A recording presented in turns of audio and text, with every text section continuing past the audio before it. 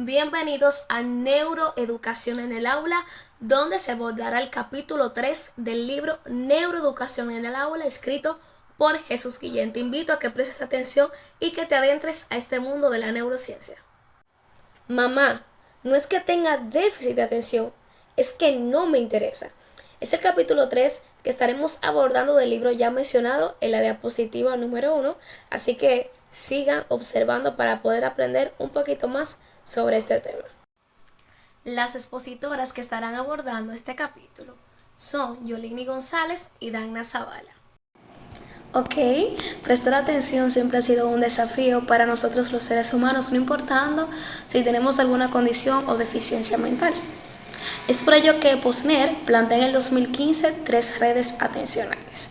Pero antes de ello quiero mencionar algo expuesto por mi maestra de neurociencia, Lourdes, que dice que a veces usar ciertos dispositivos electrónicos en hora de clase, en nuestra posición corporal, también influye con la falta de atención. Es decir, que nosotros también podemos utilizar ciertos mecanismos para poder prestar mayor atención. Está la red de alerta, que esa tiene que ver con la noradrenalina,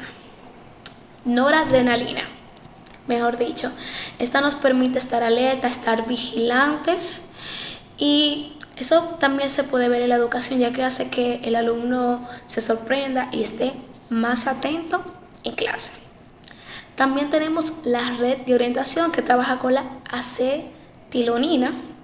Esta permite que se activen partes de las regiones cerebrales, nos permiten orientarnos con la atención y también seleccionar las informaciones más relevantes y necesarias para nosotros. Es decir, que muchas veces nosotros escuchamos, así los estudiantes, muchas cosas en el aula, pero tu cerebro selecciona las informaciones porque uno no lo aprende todo, uno no lo sabe todo, pero es importante el prestar atención en la clase.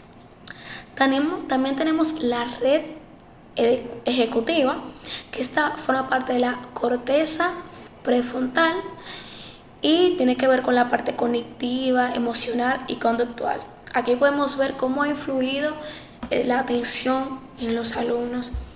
Y qué bueno que es hablar de atención en neurociencia y también en neuroeducación, porque es un desafío para los maestros que los estudiantes aprendan, que los estudiantes puedan atender, guardar esas informaciones y no, como decimos dominicanamente, embotellar, sino que esas informaciones sean bien guardadas y recibidas en nuestra mente. Ahora les voy a explicar un poco acerca de la atención ejecutiva, que según una convención lectora que pude realizar es una de las más imprescindibles en el ser humano, ya que esta nos permite pensar antes de actuar, es más como de analizar y ejecutar, o sea, un pensamiento antes de realizar la acción. Esta nos permite ayudarnos a concentrar mejor y les voy a explicar por qué. María, de Chueca 2008, realizó un experimento con 69 alumnos de la ESO, en donde puso en función lo que es la atención ejecutiva y como resultado se pudieron dar cuenta que los estudiantes que tienen una atención ejecutiva son mejores en matemática y que tienen un mayor nivel cognitivo que los estudiantes que no lo estaban utilizando. Entonces, ¿qué nos hace pensar esto? Que cuando hacemos este tipo de atención, usamos lo que es el mindfulness, que es como tú tener esa libertad de poder pensar, actuar, poder hacer un sinnúmero de actividades.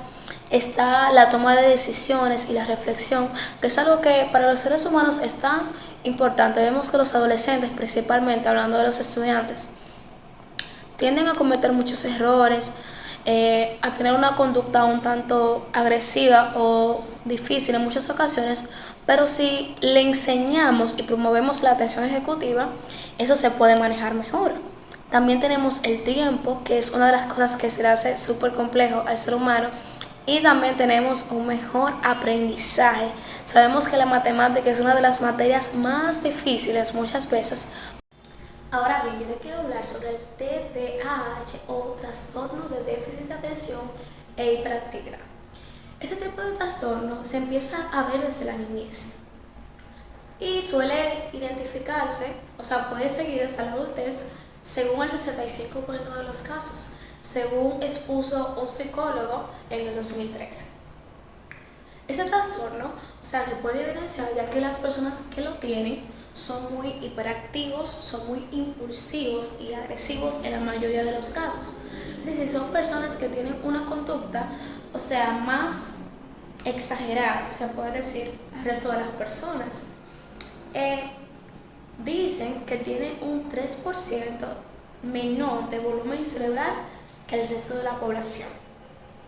En ocasiones a ese tipo de personas se les suele medicar para poder controlar esas conductas excesivas que pueden distorsionar quizás el ambiente en un lugar y muchas veces puede complicar el entorno educativo, ya que son muy difíciles para poder enseñarle debido a que tienen un problema de atención, de concentración y demás. Y es por ello que deben ser atendidos por psicólogos para poder identificar el grado, o ya que muchas veces no todas las personas que se identifican con esta enfermedad o este trastorno, actúan igual, sino que hay algunos casos más severos que otros.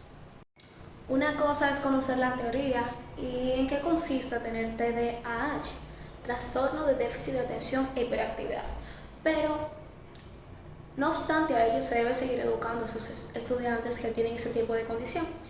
Y para ello, en el libro Neurociencia de la Educación hay una parte que se llama En la práctica, que nos cuenta y nos narra qué actividades o qué acciones debemos tomar para poder mantener la enseñanza en este tipo de personas.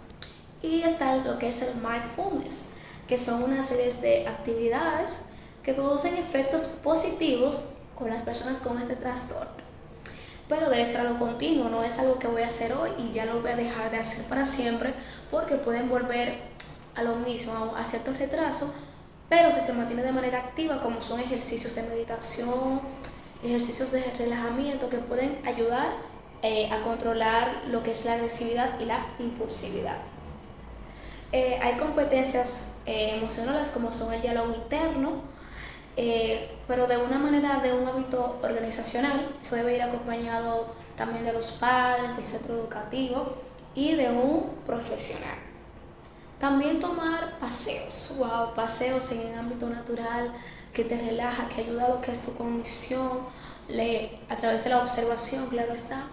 Entonces es bueno que esos niños o esos estudiantes que tengan esa condición tengan cierto espacio en lo que es la naturaleza.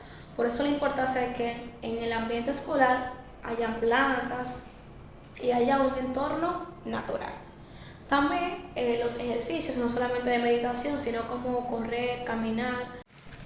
Es importante saber que no se le puede negar la educación a este tipo de estudiantes con este déficit, sino crear un entorno que los acoja, un entorno que pueda estimular a su mejora, ya sea en el comportamiento, ya sea en sus niveles cognitivos y emocionales, ya que son seres humanos igual que cualquier persona que no tiene este tipo de condición. Y también saber cómo organizar las aulas y qué tipo de actividades promover para la mejora de la conducta de este tipo de alumnos. Debido a que, por ejemplo, si la aula está muy desorganizada, si no hay un ambiente natural que pueda favorecer el aprendizaje de ese tipo de niños, es imposible que puedan aprender de una forma eficaz. Por esta parte, yo, Dagny, estaré hablando acerca de unos beneficios interesantísimos que podemos nosotros practicar si por casualidad tenemos algún estudiante en nuestra clase que presente este trastorno, o también tenemos algún familiar, alguna persona de nuestra familia que presente este trastorno. Nosotros podemos ayudar a esta persona, a este ser humano, con ciertas prácticas que van a permitir que pueda desarrollar lo que es su proceso de atención. Por ejemplo, tenemos el mindfulness, que es básicamente tratar de que la persona le preste atención a lo que es su pensamiento, su idea, su sentimiento, y esto claramente ayuda que el niño, la persona, tenga en sí unas conexiones cerebrales que les permitan y que intervienen en nuestro cerebro para que éste pueda prestar atención a lo que se requieren en ese momento y que no se enfoque en otras cosas que no son requeridas para este momento. Por supuesto que no simplemente ayuda a una persona que sufre este tipo de trastornos, sino que también ayuda a otras personas que quizá no están poniendo atención. Algo también interesante es el ejercicio físico y mental.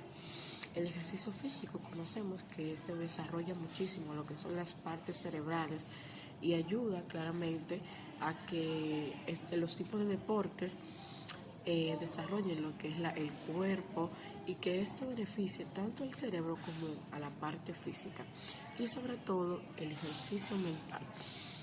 Podemos poner a nuestros estudiantes o a la persona que identifiquemos a realizar ejercicios mentales donde puedan resolver problemas, donde quizá tengan una problemática, donde tengan que analizar, pensar, criticar. Y esto ayuda al cerebro a hacer conexiones que permitan la atención de la persona. Algo también interesante es el desarrollo de competencias socioemocionales. Esto permite dar instrucciones y que pueda ser útil para promover una actitud positiva. Además, esto permite que el estudiante conecte con lo que es su emoción, lo que le gusta, que puedan organizar su tarea, que puedan resolver un problema. Cuando hay emoción en el proceso de enseñanza y aprendizaje, el estudiante da todo lo que tiene y presta toda su atención.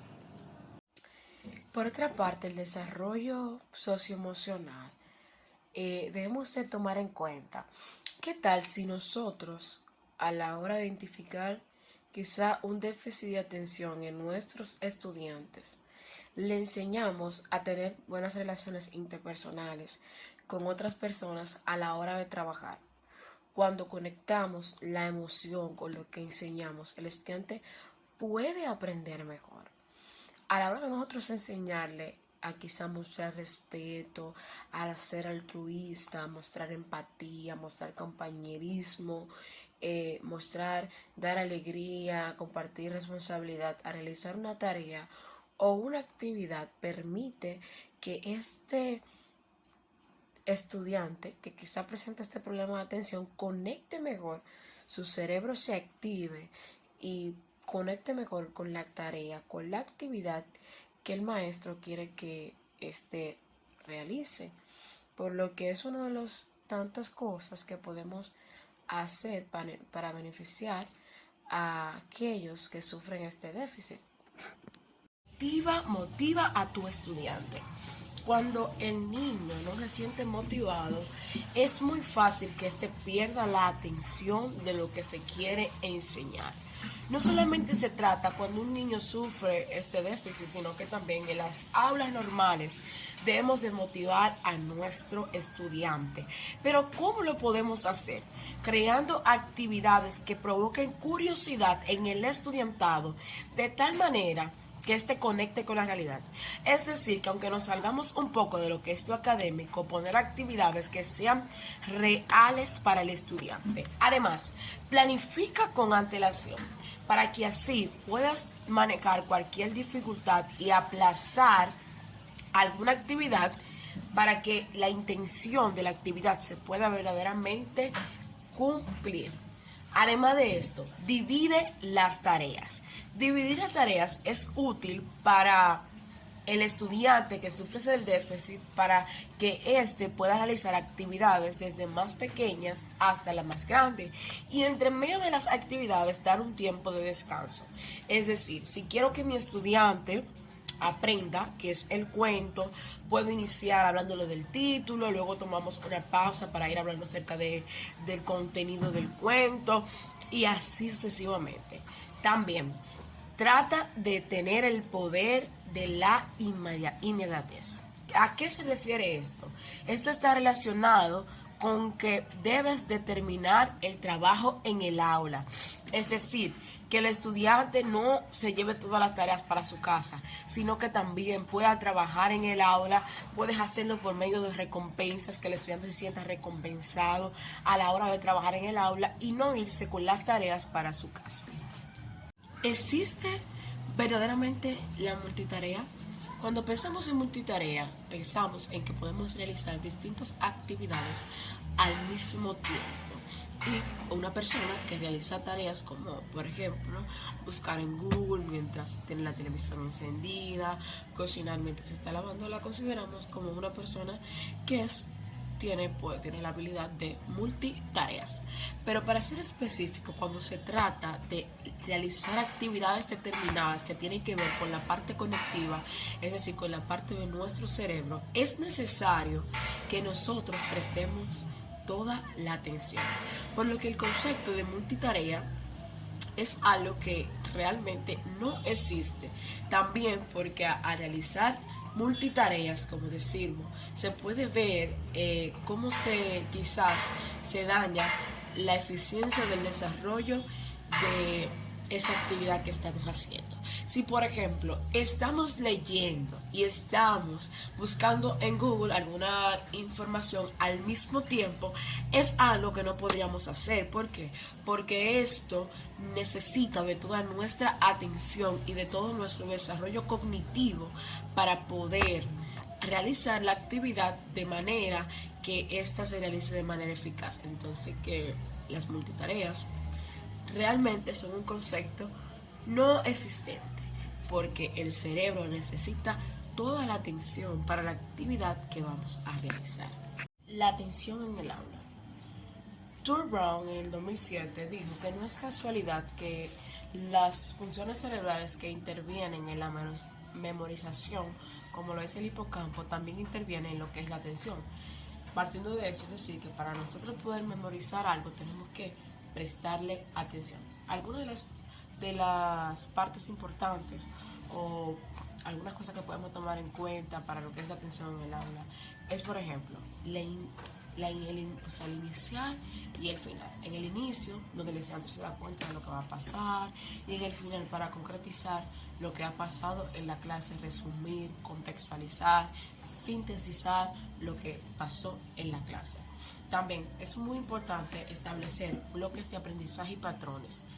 También establecer la variedad de la necesidad cerebral que hay en el estudiante y la importancia que tiene el poder de contar buenas historias en nuestra clase para que el estudiante se motive.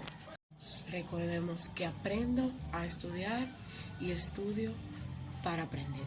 Conocer los procesos que ya mencioné anteriormente es muy interesante y es muy beneficioso porque nos enseña cómo aprender, y tanto como para el que aprende como para aquel que enseña, que somos todos, porque todos aprendemos a estudiar y estudiamos para aprender. Hasta aquí ha sido nuestra participación. Muchas gracias por su atención.